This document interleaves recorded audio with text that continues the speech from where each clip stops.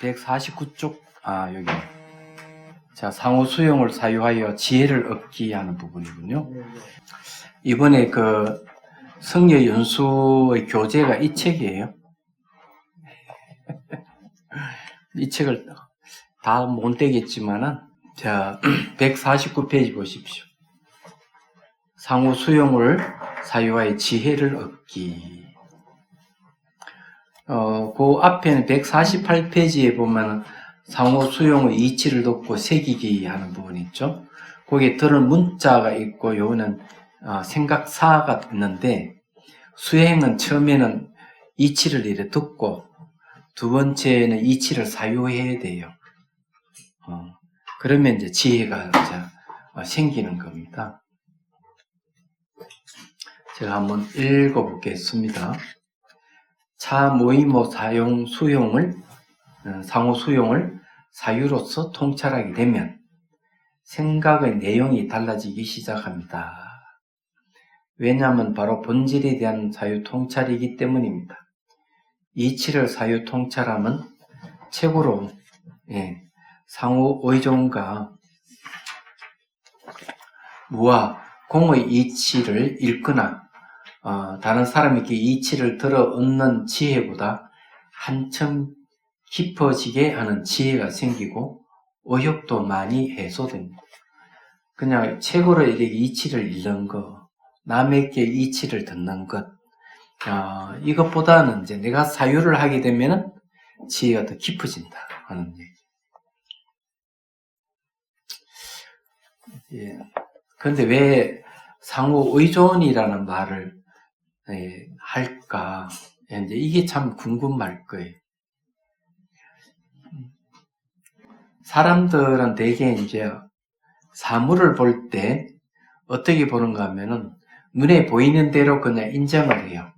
내 눈에 보이는 대로 딱 고정되어 있고, 다른 사물과 이렇게 분리되어 있고, 또 내 밖에 따로 스스로 존재하는 같이 보입니다. 그래서 시각적으로 보이는 대로 사람들을 믿고 행동하거든요. 여기에서 이제 오해가 생기고 착각이나 환영이 생기는 겁니다. 이런 것을 없애주는 것이 상호 의존이에요. 도대체 이게 어떤 뜻을 가지고 있는지를 이제 알면은 아주 이제 새로운 시각을 갖게 되죠. 그런데 이제 이 상호 의존이라 하는 것은 들으면 다 알지만은 실제 우리의 생활은 상호 의존의 이치에 따라서 생활을 안 하는 데 있어요. 그게 이제 문제예요. 자, 상호 의존의 이치는 기존의 생각을 바꾸게 합니다. 자, 모임에서 가슴을 열고 수용하는 것이 바로 상대방의 눈으로 세상을 보고 모든 사람들의 경험을 내가 경험하게 합니다. 이 말은 무슨 말인가 하면은 지혜를 다른 사람에게 지혜를 얻는다. 다른 사람에게 지혜를 빌린다 하는 의미야, 그런 의미가 이 안에 있어요.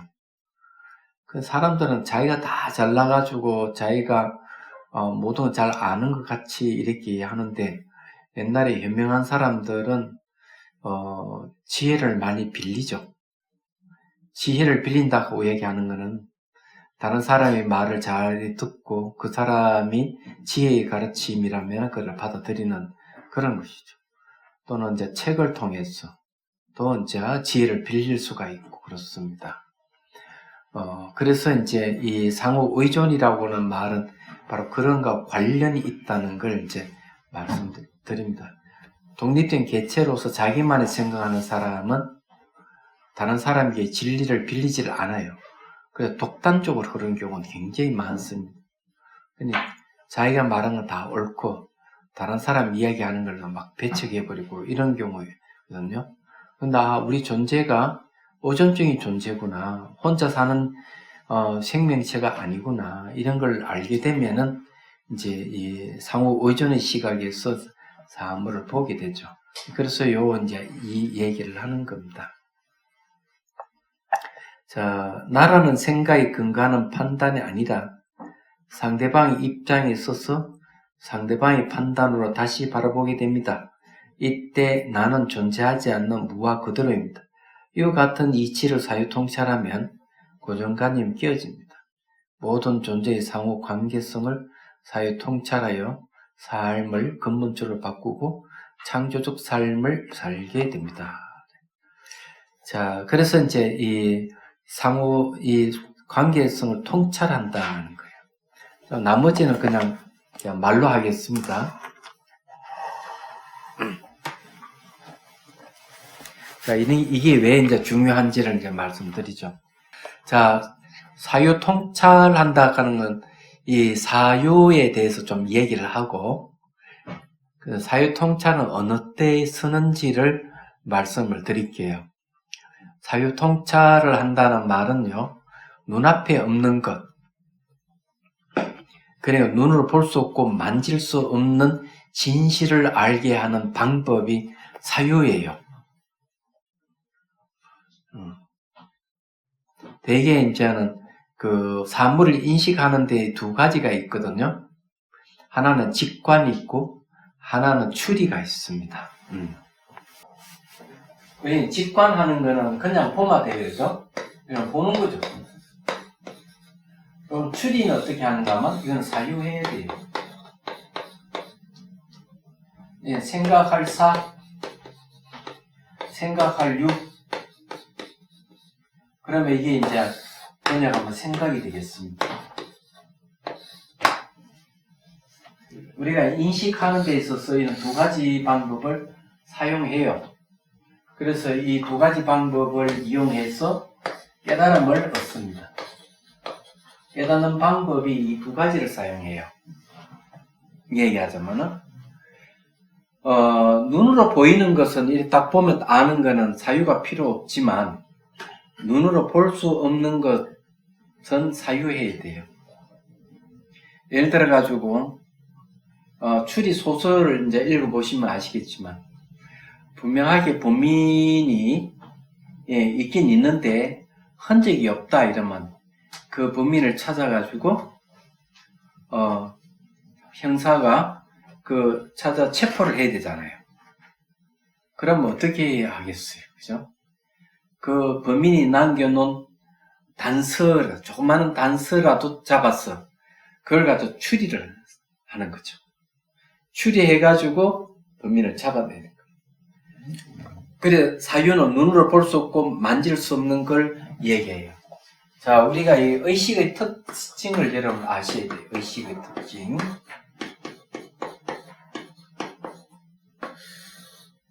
자, 의식의 특징은 아무것도 없는 무. 네. 그 다음에, 후궁. 후궁이 무나 같은 말이죠. 또는 이제, 진역, 공성.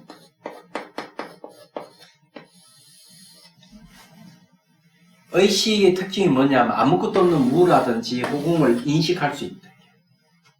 그리고 진여라든지 공성을 내가 인식해서 알 수 있는 게 의식의 특징이에요. 아무것도 없는 무를 인식하고 후궁을 인식할 수 있다. 그러면 진여라든지 불성이라든지 공성, 눈을 볼 수 없고 만질 수 없는 그 궁극증을 파악해낼 수 있는 힘이 바로 이 의식이에요. 그래서 의식의 특징이 그런 건데, 그럼 이 의식이 하는 역할이 뭐냐면 바로 이런 추리하는 역할이에요. 자, 그러면 이제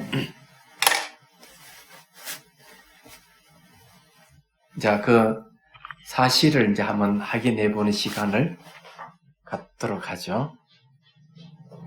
이제 우리가 이런 사실을 좀 알면 명상한다는, 수행한다는 것, 이게 굉장히 쉬워져요.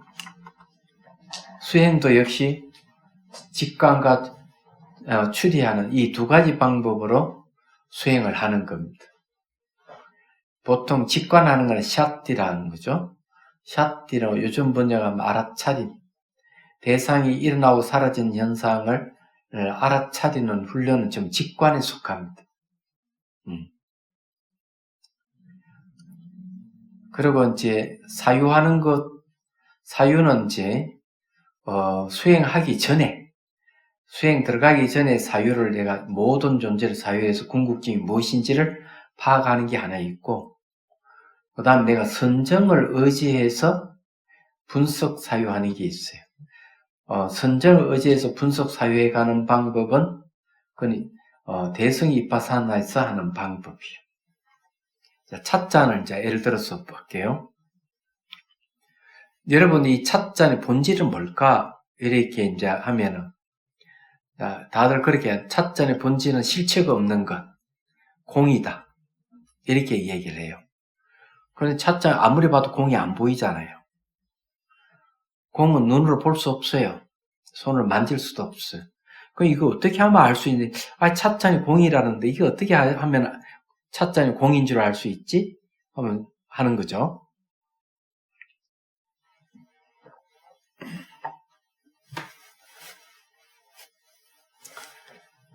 예. 자, 그래서 이제 분석을 해보겠습니다. 분석해보면, 공이 무엇인지를 알 수가 있어요. 이 찻잔은 기본적으로, 흙이 있어야 돼요. 그래서 흙을 가져와가지고, 물을 넣어가지고 반죽을 하죠. 그래, 안에 기포를 다 뺍니다.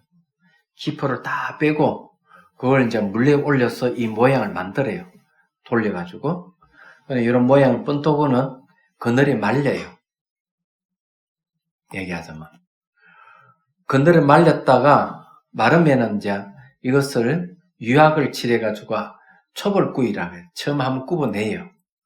그 다음에 이제 그림을, 여기 이제 연꽃면적 그림을 그리고 다시 유약을 칠해서 두 번째 이제 굽어내면은 이렇게 됩니다. 그러면은 여기서 알 수 있는 거는 뭐냐면은 찻잔 처음부터 존재하는 것이 아니었다는 거예요. 흙이라든지 물이라든지 사람이 정성 들어가고 가마가 필요해서 불로 굽어냈다는 사실이죠. 그러면 이거는 실체가 없는 거죠. 그러나 어떻게 사유했느냐? 흙에다가 물을 넣고 반죽해서 이렇게 물에 올려서 모양을 만들어 그늘에 말리고 유약을 칠해서 불이 굽어냈다. 이게 사유입니다. 이거는. 이렇게 사유해보면은 이놈이 실체가 없다 하는 거 아는 거예요. 그래서 우리는 보통 눈으로 확인하면 그게 다라고 하지만은 눈으로 확인되지 않는 것, 그건 어떻게 할 것이냐 하면 사유를 통해서 알 수가 있다. 이렇게 금방 얘기하듯이. 그래서 이제 대성에서는 보면 일체 모든 것, 자기부터 온 우주를 분석 사유를 해요. 분석 사유해가지고 진실이 무엇인지를 가려내는 거예요. 그리고는 이제 그것이 맞는지 안 맞는지 확인하기 위해서 내가 수행을 하는 거예요. 수행해서 몸과 마음을 관찰하면서 확인하는 게 명상이에요. 얘기하자면 그런 거죠. 그래서 이게 사유통찰이 나오는 이유 그겁니다. 자, 찻잔은 그러면 실체가 없다 하는 거 어떻게 아느냐 이러면은, 자, 여기에는 뭐가 결합돼서 흙과 물이 결합돼 있죠. 그죠? 그 다음에 이제, 그늘에 말리고, 유약을 칠하고, 불이 냈다면 불이 들어가는 거죠. 사람 정성이 들어가고. 그러면 이런 걸 뭐라고 하는가 하면 상호 의존이라고 그래요. 흙과 물과 불, 사람, 상호 의존 관계를 의해서 이루어진 것이 찻잔이에요. 상호 의존이라고 하는 말이 그래서 쓰는 겁니다. 상호 의존하고 있기 때문에 이것은 탁 던지면 깨진다는, 그건 실체가 없다는 겁니다. 우리는 눈에 보이는 대로 다 진실이라고 얘기할 수 없는 이유가 거기에 있는 거예요. 그래서 사유 통찰에 의해서 상호 의존이란 진실이 드러나는 거예요. 근데 이게 이제 왜 중요하냐 이렇게 하면은 이 세상을 보는 시각에 여러 관점이 있어요. 관점이 있는데 크게 세 개의 관점으로 볼 수가 있어요. 하나는 언어를 의지해가 이 세상을 바라보는 것. 두 번째는 언어를 벗어나서 세상을 바라보는 것. 세 번째는 언어를 떠나서 좀 더 깊이 두루하게 보는 것. 이렇게 이제 볼 수가 있는데, 언어를 통해서 이 세상이 볼 때는 어떻게 보이는가 하면 다 고정되어 있고 분리되어 있고 스스로 존재하는 것 같이 보여요. 그게 전부 가짜예요. 그런데 우리는 그 속에 살면서 희노애락을 느끼는 거죠. 좋으면 가지려는 탐욕이 일어나고 가지지 못하면 분노로 일어나는 거죠. 얘기하자면. 그런데 이 첫 번째 시각이죠. 그래서 이 언어를 근거해서 살아가는 게 다양하게 살아가요, 우리는. 그러나 언어의 최상은 뭔가 문화입니다. 예. 언어의 최상은 문화. 문화도 고급 문화가 있겠죠. 얘기하죠. 그 문화가 인간에게 막대한 영향을 줍니다. 예. 우리는 사회엔 다양한 문화가 존재하는데 그것이 인간을 패턴을 규정하기도 해요. 말하자면 전부 언어의 세계에 일어나는 일이.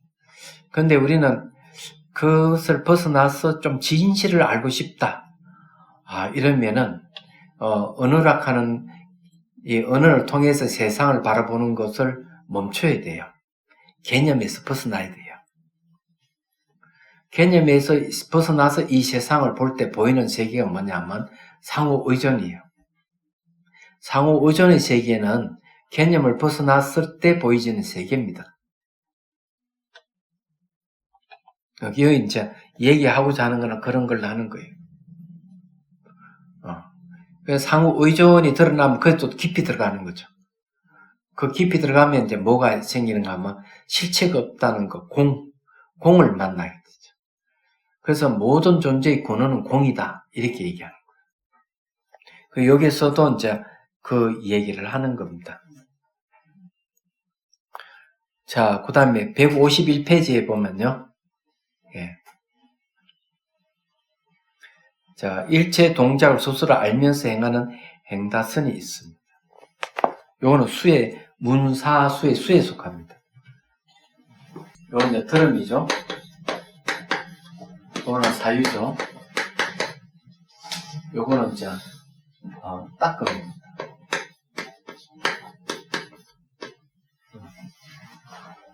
그럼 뭘 듣느냐? 모든 존재의 공통되는 진실이죠. 그걸 이제 이치라고 해요. 이치를 듣는 거죠. 이치를 듣고 이치를 사유하고 그러면 듣고 사유해서 얻은 지혜가 있습니다. 이 지혜를 의지해서 닦는 거죠. 그럼 닦으면은 이제 뭐가 생기는가 하면은 닦음의 지혜가 생깁니다. 요걸 이제 수혜라고 그러죠. 수혜.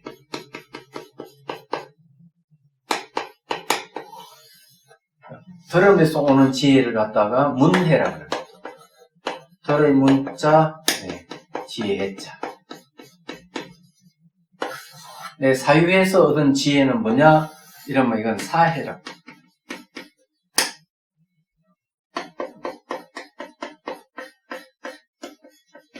그래서 이게 내가 듣고 사유에서 얻은 지혜를 근거하고 해서 이제 닦아 나갔을 때 이 닦음의 지혜인데 여기에서는 깨달음이 오는 거예요.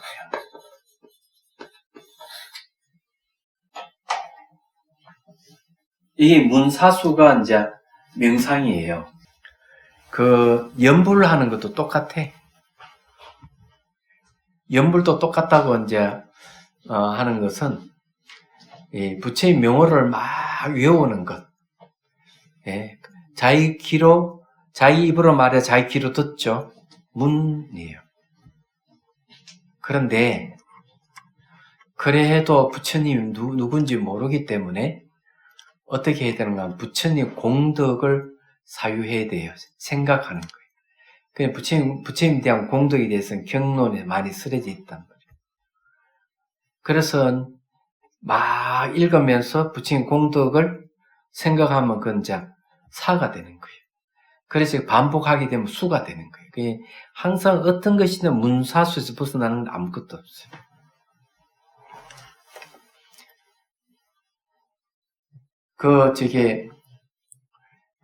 예를 들어 배우라는 직업을 가져도 똑같은 거예요. 그 배우가 직업을 가져서 연기를 해야 될 때 제일 먼저 하는 게 뭐냐면은 연기 대본을 다 외우는 거예요. 예? 외워야 돼요. 두 번째 해야 할 일이 뭔가 하면 그 내용을 파악해야 돼요. 읽으면서 다 외우고 읽으면서 내용을 어떻게 연기할 것인지 보고 파악을 해요. 파악하는 게 그 뜻을 찾는 걸 얘기죠. 그거는 이제 사회에 속하는 거야. 그죠? 그 다음에 이제 실제 연기에 투입돼서 연기를 하는 거예요. 그건 수행에 속하는 거죠.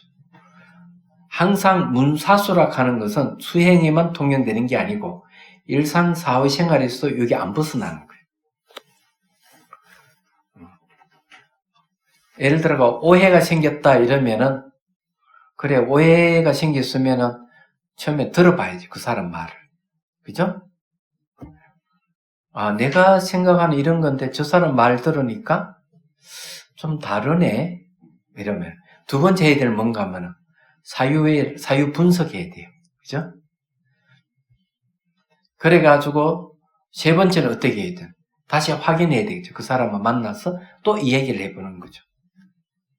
그러면은 이제 진실이 드러나는 거예요. 이야기하죠. 그래서 듣는 거는 문해고 내가 분석 사유하는 거는 사회에 속하고 실제로 대조해가 확인하는 건 수회에 속하는 거예요.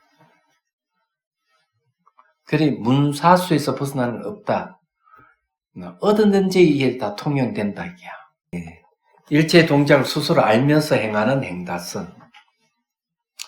도대체 이게 무슨 말인지 잘 모르시죠? 그러면 말씀드리죠. 자기가 행동하는 것을 알면서 행하는 분 계세요? 어렵습니다. 예를 들어가지고 무슨 사람과 대화를 하면은 생각할 거 아니에요. 그죠? 근데 우리는 대화 안에 집중하면서 자기가 지금 무슨 생각하고 있는지를 잘 모르는 경우가 있는데 수행자는 달라요. 대화하면서 자기가 무슨 생각하고 있다는 걸 알아요. 그리고 자기가 움직이는 동작 이런 것이 다 보여요. 다 알아요. 근데 알면서 행한다 그래요. 걸어가면은 몸에서 일어나는 근육이라든지 근육 움직임 이런 것도 다 알아요. 그다음 발바닥이라든지 등 뒤라든지 안 보이는 부분도 다 봐요. 그래야 알면서 행한다는 거지. 그런데 그런 경지에 들어가려면은 도대체 어느 정도 해야 되느냐 하는 게 있어요.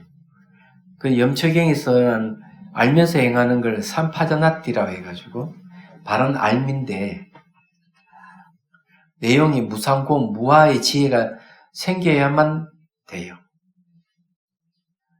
무상, 막 변하는구나.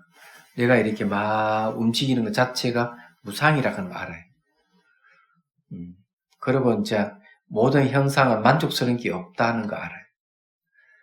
세 번째는 생기고 사라지고 하는 이것들은 자기 뜻대로 마음대로 할 수 없다 하는 거 알아요. 예를 들어 생긴 것을 사라지게 하거나 사라지는 걸 생기게 하거나 안 된다. 그걸 무아라 그래요. 이런 걸 잘 아는게 되면은 행할 때 알면서 행하는 경지가 나오게 되는 거예요. 이게 염초경이 나오는 얘기입니다. 그래서 여기 이제 일체 동작을 스스로 알면서 행하는 행다선 있어요. 상호관계를 지혜로서 회복하는 방법에 대해서 이제 이야기를 좀 해보죠. 자, 지금부터는 이제 수행 수단에 대한 이야기입니다. 이 내용이 상당히 중요하거든요. 중요하기 때문에 좀 자세하게 설명할 필요가 있다. 자, 제가 읽어보겠습니다. 스스로 알면서 행하는 닦음은 알아차림에서 시작합니다. 샷디요. 외부에 반응하는 몸과 마음의 현상을 즉각 포착하여 알아차리면 대상이 끄들려 가지 않게 마음을 챙기고 의식을 깨있게 합니다. 자, 이게 상당히 중요해요. 행달을 하는 순간순간 알아차림하여 행동하는 모든 행위를 느끼려고 하지 않고, 이 나옵니다. 감정과 생각을 덧붙이지 않으며 의미 부여하거나 다른 것과 결부시키지 않고 없애려고 하지 않게 합니다. 밖으로부터 들어오는 어떤 현상에 대해서도 시비하지 않게 합니다. 이게 쉽지 않죠. 자, 이게 왜 쉽지 않느냐면, 누가 딱 이 얘기를 하면은, 듣는 순간에, 우리 뭐 하는 줄 알아요? 재해석해버려요. 누가 무슨 이야기하면 들으면서 재해석하는 거예요. 재해석한다 하는 뭐냐, 마음이 그 말에 반응해서 새롭게, 스토리를 만드는 거예요. 의미 부여하고. 참 마음이 대단해요. 샷디는 뭔가 하면은 그걸 멈추게 하는 방법. 그러니까 재해석하는 걸 멈추는 거죠. 그 의미 부여하고 결부시키고 이런 걸 다 멈추게 하는 거예요. 샷디 한다는 거죠. 알아차린다 하는 그런 거예요. 근데 이것이 아주 중요하다. 이것을 놓쳐버렸을 때 이제 나타나는 현상이 뭐냐면은, 예를 들어 상대가 얘기를 말은 아주 시원시원하고 좋게 이야기하고 이래. 들을 때는 그런갑다 했는데 가만히 생각해 보니까 저 사람이 이야기하는 것이 언중유골이었구나. 말 속에 뼈가 있구나. 알았어요. 근데 그것이 교훈적인 것보다는 마치 나를 비꼬는 것 같이 생각된다. 이러면 화가 나는 거죠. 얘기하죠. 앞에서 말 못하고 차 타고 돌아서 나오면서 생각하게 되는 거야. 집에 딱 도착할 때쯤 되면은 딱 그렇게 그 새끼 나쁜 놈이네. 이렇게 들어가는 거예요. 그 사이에 엄청나게 의미 부여가 되고 줄거리가 생기고 엄청나게 부풀려져 있는 거예요. 그런데 당하는 입장에서는 그 진실이라고 생각해요. 희한하게도. 그런데 말하는 사람 입장에서는 그런 의미에서 얘기 안 했을 가능성도 있어요. 그래서 전부 다 그런 식으로 받아들여요. 거의 아마 우리 생활하는 분은 10명 중에 9명, 아니 99%는 다 그렇게 생활하고 있을 가능성이 많아요. 그래서 눈덩이 같이 불어나가지고는 나중에는 진짜 감당 못하게 좀 되면은 상대는 그냥 말 한마디 툭 던진 것 뿐인데 듣고 의미 부여한 입장에서는 상대는 한 번 툭 던진 건데 여기는 수천 수만 번 생각하는 거예요. 얘기하자. 그래 그게 하루에 해서 끝나면 다행이에요. 그 다음날 일이 일주일이 지나고 한 달이 지나고 두 달이 지나고 세 달이 지나갈수록 막 점점 불어나 감당 못하고 그 다음에 한마디 했던 그 사람은 옛날에 이야기했던 것까지 처음으로 소환해내는 거야. 그래가 딱 결부시켜가지고 또 자기한테 이야기하는 것 같이 들리는 거죠. 그 사람 이야기는 딱 한마디밖에 안 했지만 듣는 사람은 수천 수마디 들은 것 같이 느끼지. 왜? 그 전까지 들었던 거 다 소환해서 하는 거거든. 요번에 그 사실을 제가 알았어요. 한 사람을 상담하면서 너무 기가 막힌 거예요. 그러니까 그것 때문에 우울증 걸려가 중리산이 그러고 막 그러고 오늘 알고 보니까 좀 망상 속에서 머릿속에서 일어난 사건들이 이게 진짜가 아닌 거예요. 그래서 이제 수행을 할 때는 반응하는 것을 어떻게 처리하느냐가 수행이에요. 두 가지 있는 거죠. 반응하는 걸 멈추게 하는 게 하나 있고요. 그 반응을 해체시켜버려야 돼요.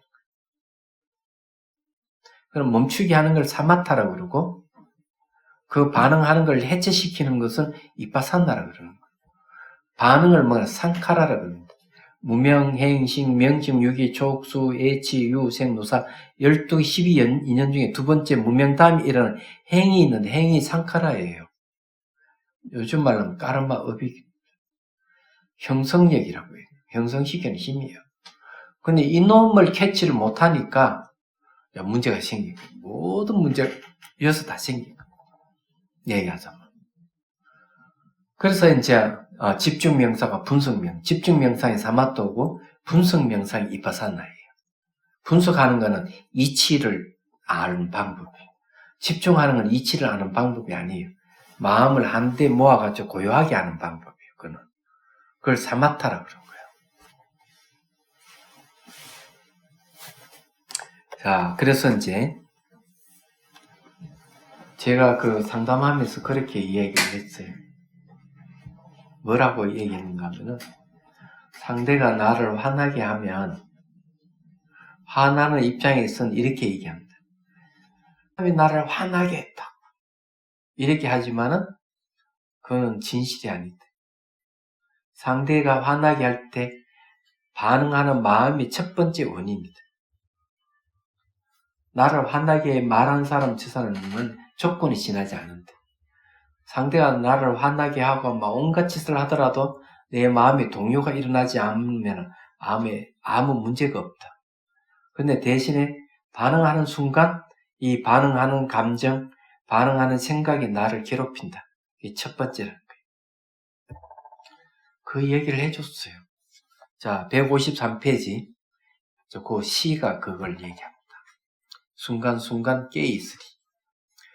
행다하는 순간순간 모든 동작 알아차려 감정, 생각 덧붙이지 않으면 현재 순간에 늘 깨있으리니. 자, 감정과 생각이 딱 붙는 순간 마음으로 들어가는가 하면 과거로 가고 미래로 흘러갑니다. 그래서 감정과 생각 덧붙이지 않기만 하면 현재 순간에 늘 깨있다. 과거와 미래로 마음 흘러가지 않으리라. 없는 과거를 해상하면 죄책감 생겨 미혹에 빠지는 무지 일어나며 있지도 않는 미래를 생각하면 불안감 생겨 무명의 바람에 흔들려 생명 위태하네. 이 내용이 이제 그런 겁니다.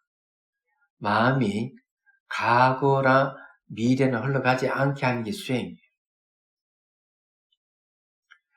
과거의 해상을 하면 그때 그렇게 얘기하는 게 아닌데 아이고 내 말을 잘못했어, 행동을 잘못했어. 이제 반성하지만 벌써 늦었죠. 지나간 것을 자꾸 해상을 하면 죄책감이 생겨서 안 돼요. 미래는 오지 않는 것에 대해 미래를 생각을 하게 되면 불안감이 막 생겨요. 그래서 생명이 이토롭다 하는 겁니다. 눈뜸이요. 과거를 기억하는 그 해상은 현재이며 미래를 생각하는 그 추상도 현재이니 알아차림을 통해서 현재 순간에 깨 있으라. 이게 눈뜨는 방법이란 말이에요. 해상하는 그 자체가 현재고 추상하는 그 자체가 현재라는 얘기예요. 근데 아무도 세속에는 이걸 안 가르쳐줘요. 이런 걸 안 가르쳐주니까 만나서 커피 한잔 하더라도 옛날 나한테 함부로 했던 생각이 딱 들면 막 서운함이 생기고 이 나쁜 놈하고 막 치유받고 싶고 이런 거야. 얘기하잖아. 같이 앉아 차 마시면서도 그런 생각. 이놈이 나한테 옛날에 했던 짓을 생각하면 내가 도저히 참을 수 없어. 이러면서도 꾹 참고 있는 거예요. 한마디로 팍 던지면 좋겠는데. 그래서 이 과거를 막 해상을 하고 이러면 힘들어지는 거예요. 근데 정작 앉아있는 앞에 사람은 그 생각이 없어요. 사실은요. 당한 사람만이 과거를 생각해. 현재 순간이 무시간이 영원이며 머리 없고 꼬리 없어 불생불멸이며 잡을 만한 모습 없어 무상이며 너 나 경계선 사라져 무경계 무분별이니 삶과 죽음의 모든 속박에서 해방되리라. 아침에 문자가 딱 왔어요.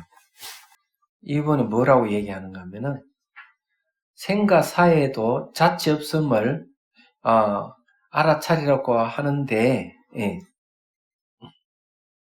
알아차림을 얼마나 해야만이 생사가 없는 자치 없는 이치를 확고하게 터득합니까? 이 질문을 했어요. 설련아 더 마셔야 되겠다.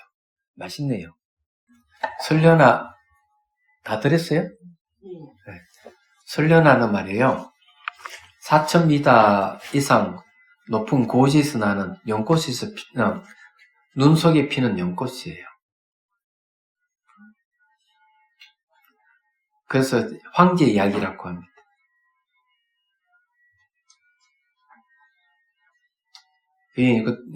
좋은 게 많아요. 무릎 관절 같은데 아프면 마시면 없어져요. 통증이. 그 다음에 폐에 냉기가 들은 것도 없어져요. 그러니까 상당히 좋은 겁니다. 산삼보다 좋다.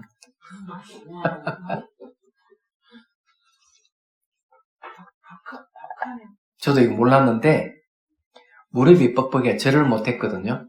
일주일 내내 마셨더니 무릎이 언제든 다 풀려 있더라고요. 그래서 절을 해도 아무렇지도 않고. 제가 동티벳 갔을 때 막 비가 올 때 기침을 했거든요. 그래 그 4,200고지에 그 도시가 있어요. 그래 그 호텔에서 전신 먹고 나오면 딱 보니까 뭘 팔더라고요. 호텔에서 설련하 이렇게 됐어. 눈이 번쩍 띄는 게 눈설자에 꽃하자잖아요. 연꽃 연자잖아요. 그래서 뭐가 어디에 좋으냐 이렇게 물어보니까 면역력이 좋대요. 그래서 한 봉지 사가지고 뜨거운 물에 넣고 뽑아 마셨는데 기침이 멈춰지더라고요.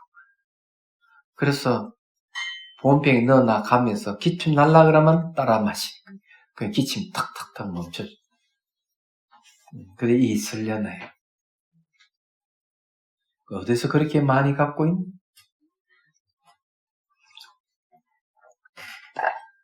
좋아요. 이건 특히 여자들에게는 훨씬 좋다. 나중에 인터넷 찾아보면 나와요. 네. 자, 그건 그렇고 내가 뭘 얘기하다가 말았는데 설련아 얘기하다가 이 설련아 마시고 좋은 점이 또 하나 있어요. 속이 더부룩하고 꽉 막힌 증상이 있을 때 마시면 툭 뚫어줍니다.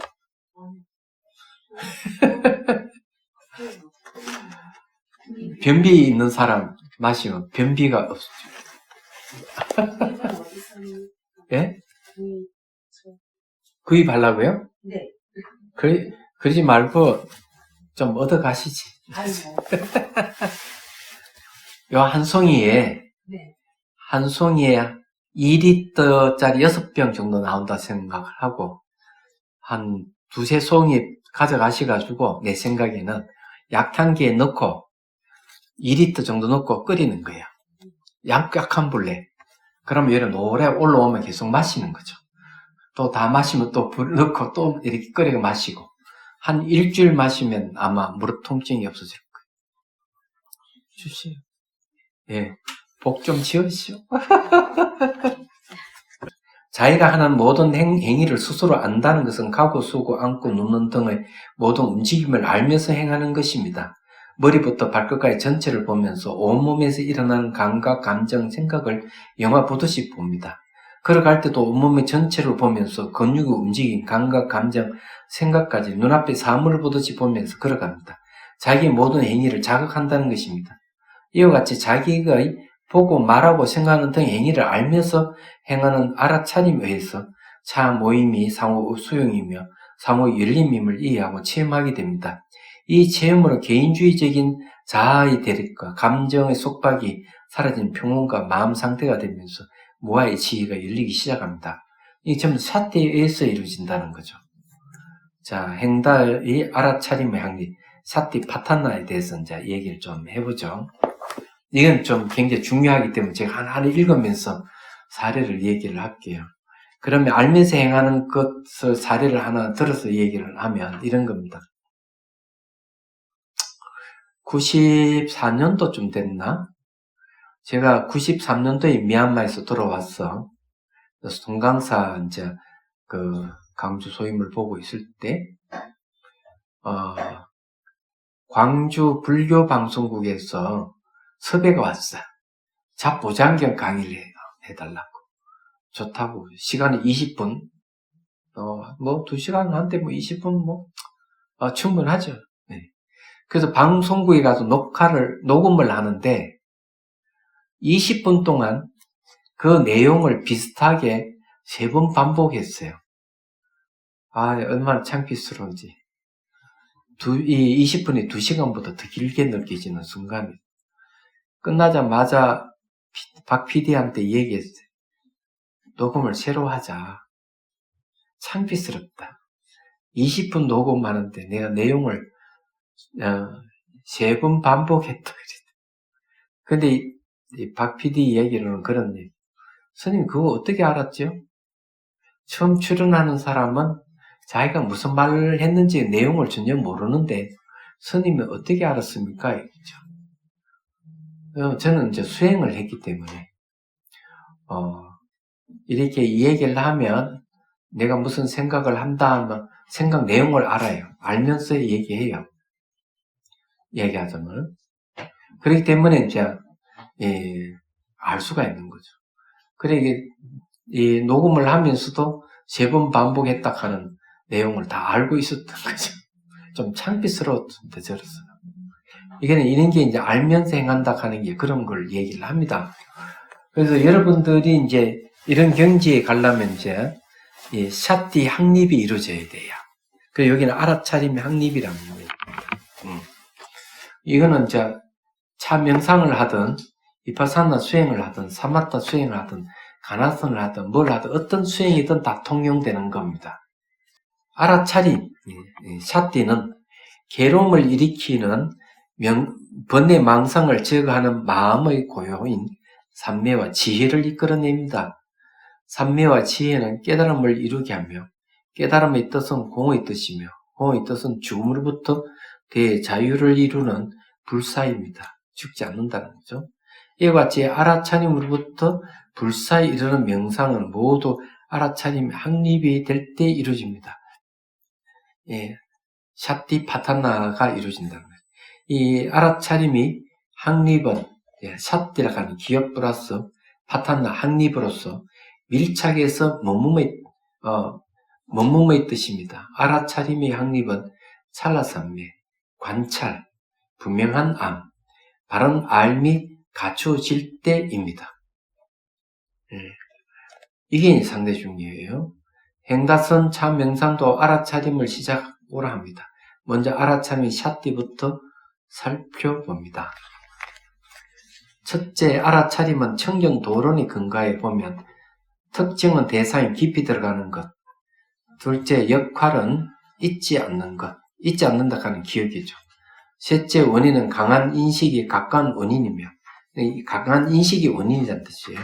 몸, 감각, 마음, 현상에 대한 샷디의 확립이 가까운 원인입니다. 넷째, 나타남은 대상과 직면함으로 나타납니다. 자, 여기 이제 그냥 이 얘기를 할게요. 이 얘기하는 게 훨씬 더 편할 것 같아요.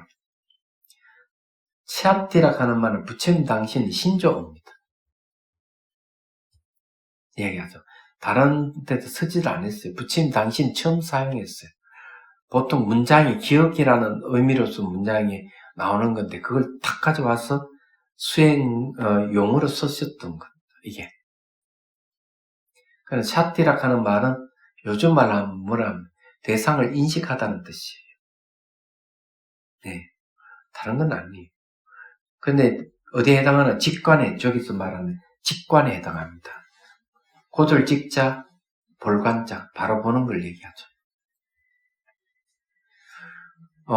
이 샷딜에 대한 대지도론을 보면은 이런 얘기를 해요.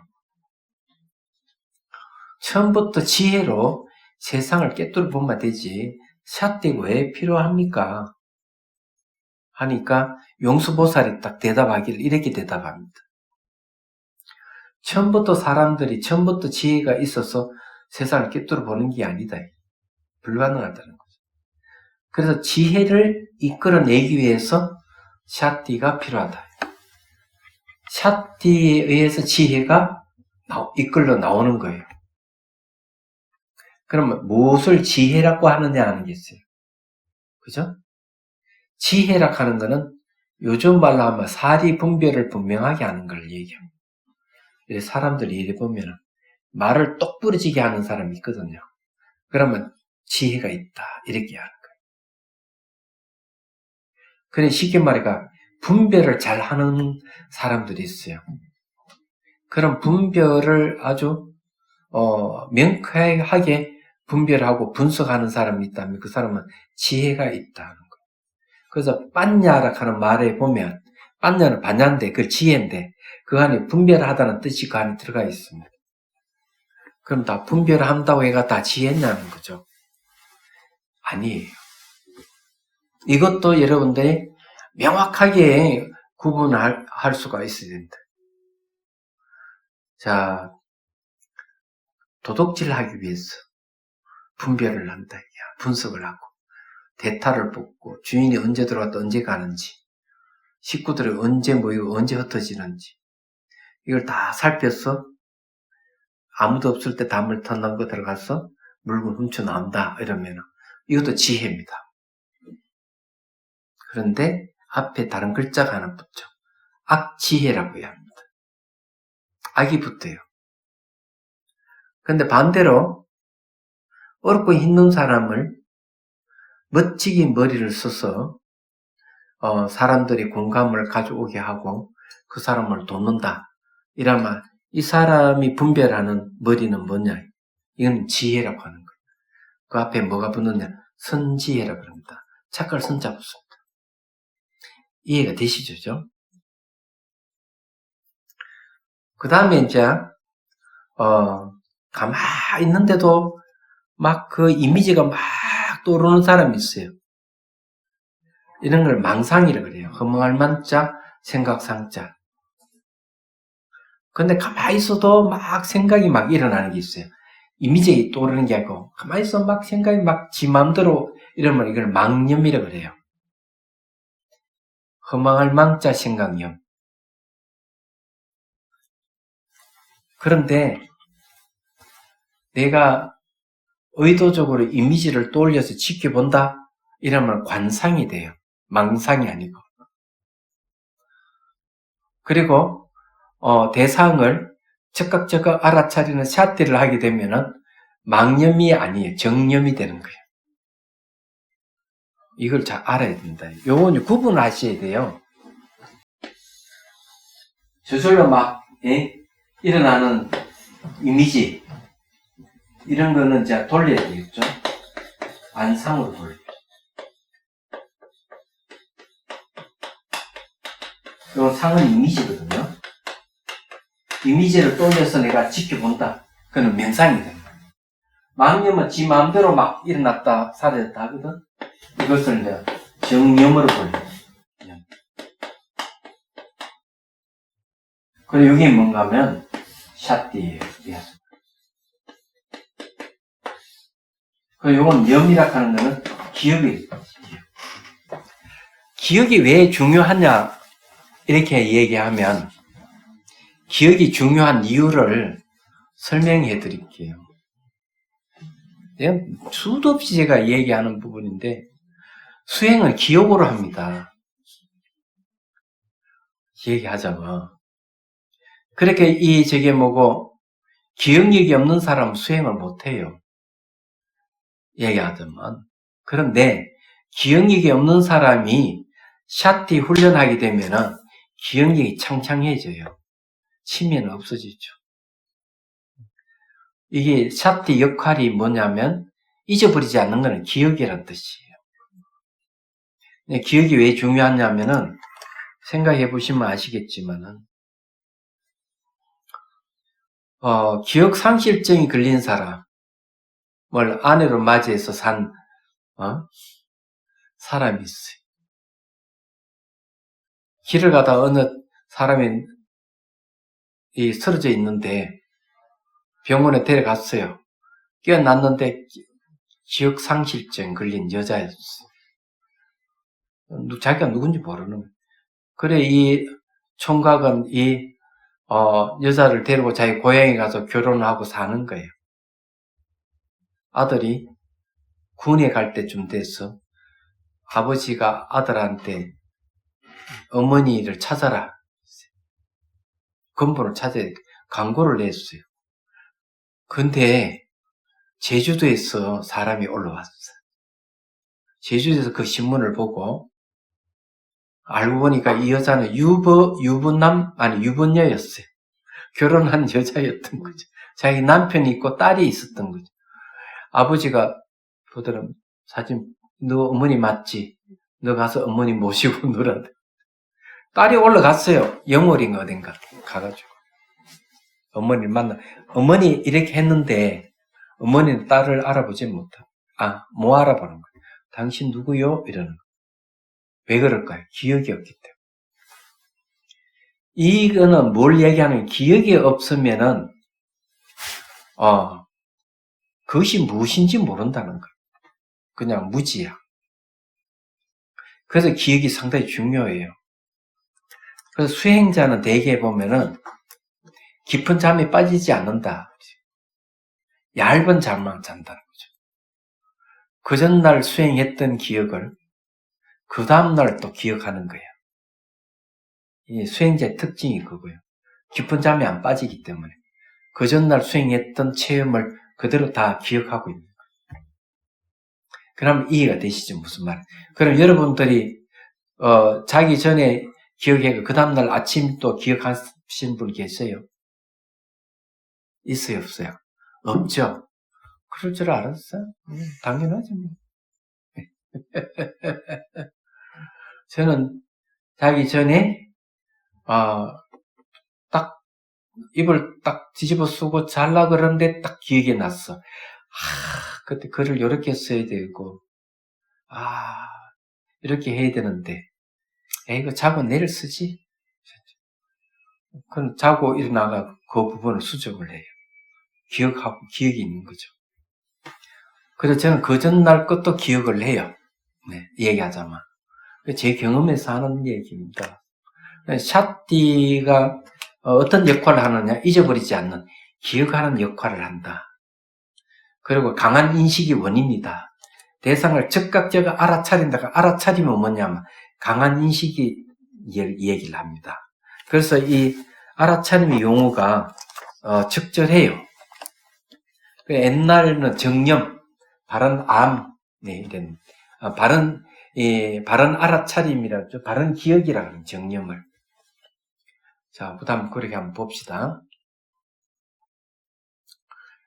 자, 여기에 이제 샷디 한다는 것이 대상에 깊이 들어가는 것이며 역할을 잊지 않는 것이며 강한 인식에 가까운 원인이며 대상과 직면함으로 나타난다는 것을 뒤집어서 보면 샷디의 대상이 빠르게 변하기 때문이라는 것을 알 수 있습니다. 대상이 빠르게 변하기 때문에 잊지 않으려고 하는 거고 무슨 말이 되죠? 강한 인식이 필요했던 거고 그래야만 대상과 직면하게 되고 깊이 들어갈 수가 있는 거예요. 그러면은 알아차림이라고 하는 즉각 안다 이런 뜻이거든요. 그게 이제 맞는 얘기죠. 그래서 여기에 뒤집어서 보면 샷디의 대상이 빠르게 변하기 때문이라는 것을 알 수 있습니다. 대상을 자세히 파악하기 위해서는 대상이 깊이 들어가야 하며 대상을 잊지 말아야 하며 강한 인식이 아니면 대상을 잊어버리기 때문입니다. 이렇게 샷디할 때 대상과 직면할 수 있습니다. 대면한다는 것은 마음이 대상을 떠나지 않게 한다는 것입니다. 마음과 대상이 껌딱지같이 딱 붙어 있게 하는 것이 샷디입니다.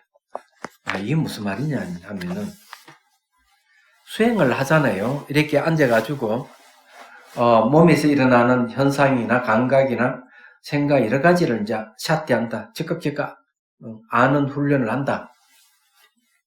근데 많이 그렇게 하다가 대상을 딱 놓쳐버리면 어떻게 될까 하는 거죠. 대상을 놓쳐버리는 것 중에서 하나가 어떤가 하면 몸이 다 사라져버리는 경우가 있어요.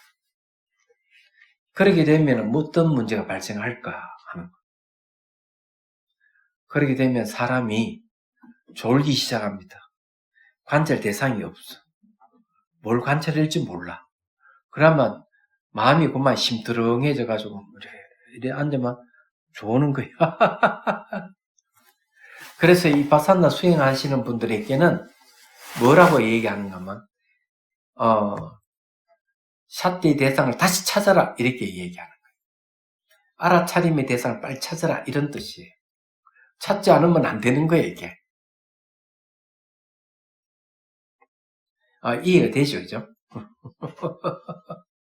그래야 다시 의식이 깨어나기 시작하는 거예요. 졸음이 없어지고 즉각 알아차리는 훈련이 가능하다. 시간이 다 지나버렸네. 요것만 얘기했는데. 5분 지났어. 5분 지나. 그럼 다음 시간에 요거 자세하게 찰나삼매 그 다음에 이제 그 관찰 그 다음에 이제 그 바른 분명한 암인 파자나띠, 바르게 아는 삼파자나띠에 대해서 설명을 해드리겠습니다. 이 굉장히 중요해요. 그 미얀마 가셨을 때 수행할 때도 샷대에 대한 누가 얘기해 주는 사람 아무도 없었죠. 그렇다니까 수행하러 가면 아무것도 모르는 채 가요. 얘기하자면. 그래서 미얀마 가서 수행하러 가는 사람에게 꼭 하고 싶은 이야기는 뭔가 하면 기본적인 것은 알고 가야 된대.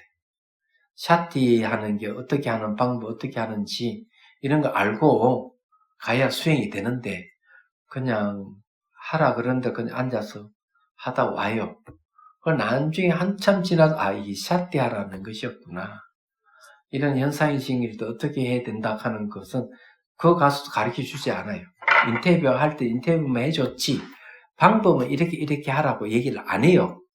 제가 거기서 1년 동안 수행하고 온 사람이 있던데 제가 잘 알아요 그게. 그래서 가기 전에 다 알고 가야 된다 하는 겁니다. 질문 있으면 하십시오. 네. 스님, 이렇게 몸이 사라져면 아무 생각이 없다고 그랬잖아요. 감각? 예. 아니 몸이 사라져도 감각은 있어요. 예, 그럴 때 그거를 그러면은 그 찰나에 무슨 생각하는 그 자체도 생각하는 얘기예요. 생각하는 자체? 예.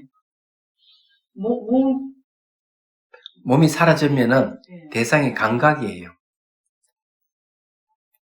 그래서 이게 감각을 이제 살펴보라는 얘기예요. 감각을 관찰하는 거죠. 아. 왜냐하면은 감각은 접촉에 의해서 감각이 일어나거든요. 그래서 이 엉덩이 같은 데는 바닥과 접촉돼 있기 때문에 그거를 예, 이렇게 감각이 감각이 일어나고 사라지면 관찰하라 그래요. 그거를 이제 다 부위가 생각나면 거기를 관찰하라, 자기 몸을 관찰하는. 예, 요 이제 엉덩이 감각 관찰하다가 다른 데 강하게 자극이 오면은 그걸 또 관찰하고 또 사라지잖아요. 또 엉덩이 감각 관찰하고 이렇게 왔다 갔다 해서 나중에 엉덩이 감각도 거의 사라져가지고 관찰이 안 되면은 호흡 관찰. 그때는 호흡은 미시하지만은 감각이 있어요. 들숨날숨에. 근데 그것도 역시 관찰하다 보면 그 감각이 미시해져 관찰할 수 없게 되면 어떻게 할 것이냐 하는 문제가 또 생겨요. 그러면 다 사라졌다 하는 아는 알미 남아있어요. 그걸 관찰 대상으로 하는 거예요. 일어나고 사라지면 관찰은 왜 중요한가 하면 이유가 그거예요. 우리는 탐욕과 성냄과 어리석음에 의해 가지고 끊임없이 현상이 일어나요. 그걸 일어남이라고 그래요. 끊임없이. 그 다음에 우리가 무상고 무하락한 지혜에 의해 가지고 어느 순간 지속적으로 일어나는 현상들이 안 일어나 버려요. 그걸 열반이라고 그래요. 그래서 일어나고 사라짐을 잘 봐야만이 사물의 본질을 깨뜨려 볼 수 있어요. 그래서 이제 수행하는 사람은 곧잘 그렇게 얘기해요. 모든 건 조건에 일어나고 조건에 사라지는구나. 나로부터 해고 온 우주가 똑같이 조건에서 일어나고 조건에 사라지는, 여기서 벗어나는 게 아무것도 없다. 이런 이해가 오면 이파사나 두 번째 지혜를 얻는 거예요. 얘기하자면. 이런 사람에게 늘 고정되어 있고 분리되어 있고 스스로 존재한다고 생각됐던 사물들을 그때서야 무상으로 볼 줄 알고 상호의존으로 보기 시작하는 거예요. 그러면서 이제 탐욕과 분노가 사라지기 시작하는, 내 밖에 따로 뭐가 있다 하는 것을 전제로 할 때는 그것이 좋으면 가지려고 하는 탐욕이 생기고, 싫으면 밀쳐내는 분노를 일으키거든요. 근데 좋은 것이든 나쁜 것이든 변한다고 알면은 소유관념이 안 생겨요. 왜? 소유하려고 하면 변화가 없는 거예요. 또 그것을 내가 소유한다 하더라도 이게 변한다 하는 걸 아는 거예요. 그건 탐욕과 분노가 일어나지 않고, 탐욕과 분노만 안 일어나도 사람은 훨씬 젊어져요. 제가 좀 젊게 보이죠? 네. 탐욕은 사람 늙게 하고, 분노, 정오심을 일으키는 것은 병들게 해요. 어리석으면 죽음을 갖다 줘요.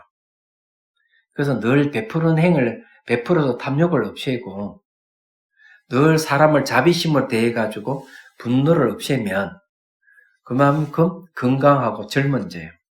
그 다음 지혜가 생기면, 아, 나에게는 죽음이 본래 존재하지 않는구나. 마음의 본성은 죽음이 없구나 하는 걸 알게 되는 거죠. 예. 이제 그런 거예요, 원래. 이 부분은 이론적인 부분도 그렇고, 요거 지나야 우리가 실습을 가질 수가 있겠습니다. 다음 시간에는 실습도 하겠습니다. 보니까. 질문이 있는데요. 예. 보통 수행하시는 분들이 미얀마를 자주 많이 가시는데, 티벳도 있고 우리나라도 선종에 굉장히 자부심이 있는 나라인데 왜 미얀마를 수행을 하시는지. 선종에서 하는 거는 가나선죠. 이파산나를 안 하는 거예요. 그래서 사람들이 이파산나 수행을 하고 싶어서 미얀마를 보통 하는 거죠. 지금은 뭔가요? 예. 가고 싶어도 뭔가. 미얀마가 미파사나 쪽에 예. 제일 발달된 소송불교. 그렇죠. 소승이라 하는데, 사람들은 이제 가나선을 얘기하면 어렵다고 보통 생각하거나 오래된 옛날 거라고 생각하는 경향이 많아요.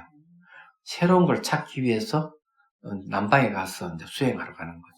근데 가면은 우리나라 사람만 많이 오는 게 아니에요. 전 세계 사람들이 수행하러 옵니다. 가보면 알아요. 얘기하자면. 그래서 이제 이 이파산나라 가는 게 세계화되어 있는 거예요. 어느 순간. 그것이, 처음에는 조사선이라 해야 되나? 선이 처음에는 1900년대, 1900년대에는 선이 그냥 유럽에 하고 미국 쪽으로 20년, 30년, 40년 이때 막 유행을 했어요. 그러다가 어느 순간 이제 1960년대인가, 이파산나 그때부터 막 유행하기 시작했어요. 왜 그런가 하면은 존 가판친 박사가 MBSR을 만들어가지고 명상을 보급했는데, 그 MBSR이 이파산나 샤티에서 출발한 거예요. 그 요즘 와가지고 그 MBSR 비판받잖아요. 왜 비판은 그 햄버거 명상이 됐다고. 햄버거 명상이 됐다고 비판해요. 자비도 없고 해탈이 없다고 비판받고 있어요. 그렇지만은 그 MBSR이 명상에 대한 인식을 많이 심어줬고, 이제는 어느 정도 높은 수준을 원하는 사람들이 생기기 시작했어요. 그래서 MBSR은 이거는 수준이 어린아이 수준밖에 안 된다고 이제 사람들이 생각하기 시작합니다. 그래서 이제 실제로 이제 남방에 가서 이제 수행하는 사람 생기는 거죠. 태국이라든지 미얀마라든지 가서 수행하는 거예요. 얘기하자면 그렇게 된 거죠. 제가 이제 앞으로 하고 싶은 게 뭔가 하면 가나선 안내선 하나 만들 거예요. 언젠가는 제가 다른 할 일이 많아서 지금 손을 못 대고 있는데, 다른 책을 다 저술을 하고 이제 더 쓸 게 없다 싶으면 이제 가나선 손댈 거예요. 돼가지고 책을 하나 써낼 겁니다. 그 수행법도 굉장히 훌륭한데, 그것을 활용 안 하면 안 되죠. 제가 서장을 강의해 보니까 굉장히 좋더라고요. 근데 그 방법을 달리 살려내는 게 좋다, 이런 생각했어요. 자, 10분 휴식하겠습니다.